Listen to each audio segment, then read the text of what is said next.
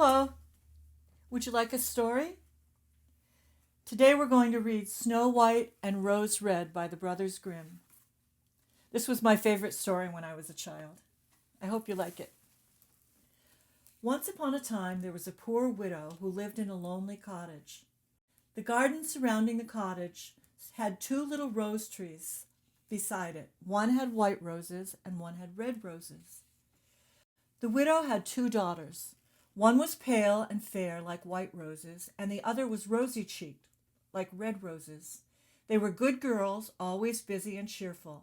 But Snow White was quieter and gentler than Rose Red. Rose Red was a lively girl who liked to run through the fields and forests, while Snow White preferred to stay at home with her mother, helping her with chores or reading to her when there was nothing else to do. The two children were very fond of each other. When Snow White said, "We will never leave each other," Rose Red always answered, "Never, as long as we live." Their mother often said, "Whatever one has, one shares with the other." When the two sisters went to gather strawberries in the forest, the animals did not harm them. Instead, they came up to them. The little hares ate cabbage leaves from their hands. The deer grazed at their feet while the stags leapt about, and all through the forest the birds sang for them. Snow White and Rose Red kept the cottage clean and tidy. It was so neat it was a pleasure to peep inside. In the summer, Rose Red cared for the house, and every morning she put a rose from each tree by her mother's bed before she woke. In the winter, Snow White kindled the fire and kept the brass kettle on the hob full. The kettle was polished so finely it shone like gold. In the evening, when the snow began to fall, the mother would say, "Snow White, please bolt the door." And then they would sit around the fire, and the mother would put on her spectacles and read aloud from a book of old fairy tales, while the girls listened eagerly. Their pet lamb would sleep on the floor, and their white dove would sleep on a perch with its head tucked under its wing. One evening, as they sat cozily, there was a heavy knock at the door. The mother said, "Quick, Rose Red, open the door. It must be a traveler seeking shelter." Rose Red drew back the bolt, expecting to find a poor man. Instead, there stood a huge bear, as tall and wide as the doorway. Rose Red screamed and sprang back. The lamb bleated, the dove fluttered, and Snow White hid under the bed. But the bear spoke gently. "Do not be afraid. I will not hurt you. I am half frozen, and I only want to warm myself by your fire." "Poor bear," said the mother, "lie down on the hearth, but take care not to harm your coat. Snow White, Rose Red, come out. The bear will do you no harm. He means well." The girls crept out, and the lamb and the dove drew nearer. The bear said, "Here, children, please brush the snow off my coat." So they fetched the broom and swept him clean, and then he stretched out on by the glowing logs, growling contentedly. Soon the children were playing tricks on their guest. They tugged his hair, they put their feet on his back and rolled him about. The bear took it all in fun, and when they were too rough, he growled, "Leave me alone, children. Snowy White and Rosy Red, would you beat your lover dead?" At bedtime, the kind mother said, "You can sleep by the embers and be sheltered from bad weather." At daybreak, the children would let him out, and he trotted off into the snowy forest. Then the bear came every evening at the same time and stretched out by the hearth and let the children play with him. They became such good friends that the door was never fastened at night until the bear had arrived. When spring came and all the world was green again, the bear said to Snow White one morning, "Now I must go away, and I cannot come back until the end of summer." "Where are you going, dear bear?" said Snow White. "I must go into the forest and guard my treasures from the wicked dwarfs. In winter, when the earth is frozen hard, they have to stay underground because they cannot dig themselves out. But now that the sun has warmed the earth, they will come out to pry and steal, and whatever they steal they hide deep in their caves." Snow White was sad to see the bear go. As she unbolted the door for him and he was hurrying out, a strange thing happened. He caught his fur on the bolt, and a patch was torn away, and it seemed to Snow White gold gleamed through the place where the hair had torn away. The bear quickly disappeared into the deep forest. A few days later, the mother sent her daughters into the forest to gather kindling. There they found a great fallen tree. Close by the trunk, something was furiously hopping up and down, but they could not see what it was. They tiptoed nearer and saw a dwarf with an old crinkled face and a snow-white beard a yard long. The end of the beard was caught in a tree, and the dwarf was hopping about in terrible temper, unable to escape. He glared furiously at the girls and shouted out, "Why do you stare? Come and help me!" "Well, what are you doing?" said Rose Red. "You stupid, noisy fool," said the dwarf. "I was splitting the tree to cut logs for cooking. I'd just driven in a wedge, and everything was going well. But suddenly the wedge sprang out, and the tree snapped shut and trapped my beautiful white beard. And now I cannot get away, and you horrid creatures stand there laughing at my misfortune."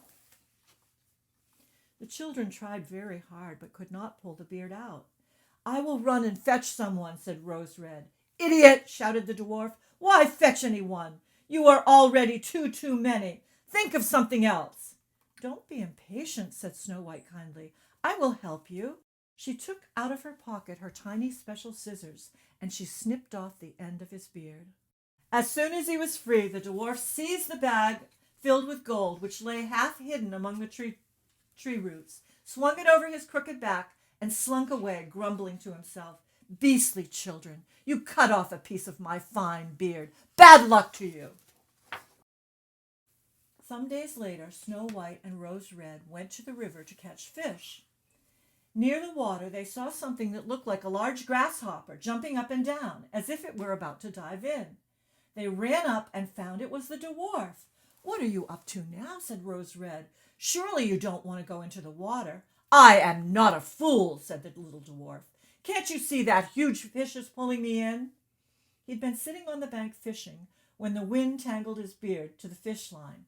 A moment later, a big fish took a bite, and the little man was not strong enough to land it. He held on to the reeds and rushes, but the fish was slowly but surely dragging him into the rushing water. The girls had arrived just in time. They held him tight and tried to free his beard, but it was so tangled in the line that once again Snow White took out her little scissors and snipped off part of it. The dwarf was furious and screamed out, "Is that polite, you toadstools, to disfigure a man's face? First you snip off the end of my beard, and now you've cut off the best part. I cannot be seen. Get out of my way."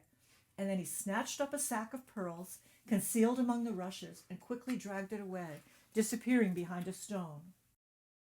Some time later, the mother sent the children to the village to buy provisions. They went along a path filled with rocks and spied a huge bird in the sky soaring in slow circles. It flew down and settled on a rock not far off. Immediately they heard a pitiful scream. They hurried to the rock, and once again they saw it was the little dwarf, who was caught in the bird's talons. The kind children grasped the dwarf tightly and struggled with the bird until at last it let go of its prey. The dwarf recovered from his dreadful fright and then shouted angrily at the girls, "Couldn't you have been more careful? Look at my best brown coat. It's torn to tatters, you clumsy creatures." He then picked up a bag of precious stones and slipped under a rock to the entrance to his cave. The girls went on their way and did their shopping in the village. In the evening, the children were returning home when they suddenly came across the little dwarf again. He had emptied out a bag of precious stones in a secret spot, thinking no one would come that way. The last rays of sun shone upon the beautiful jewels, and they glittered so brightly the children were amazed. "What are you staring at?" shouted the dwarf, jumping to his feet. His face turned copper red with rage. He was still cursing when they heard a loud growling, and a huge bear lumbered towards them out of the forest. The terrified dwarf turned to run, but before he could escape into his cave, the bear was upon him.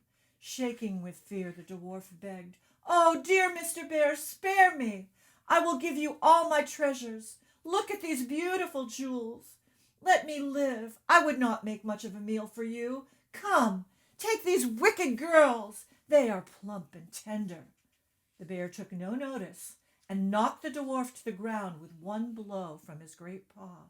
The girls had run away, but the bear called to him, Rose Red, Snow White, do not be afraid. I will come to you."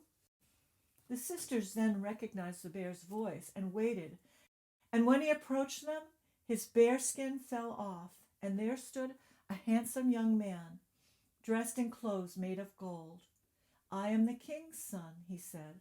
"I was under a spell, put upon me by that wicked dwarf who had stolen my treasures. I was forced to roam the forest as a wild beast until I was freed by his death. Now he has received his punishment." When Snow White grew up, she married the handsome prince, and Rose Red married his brother.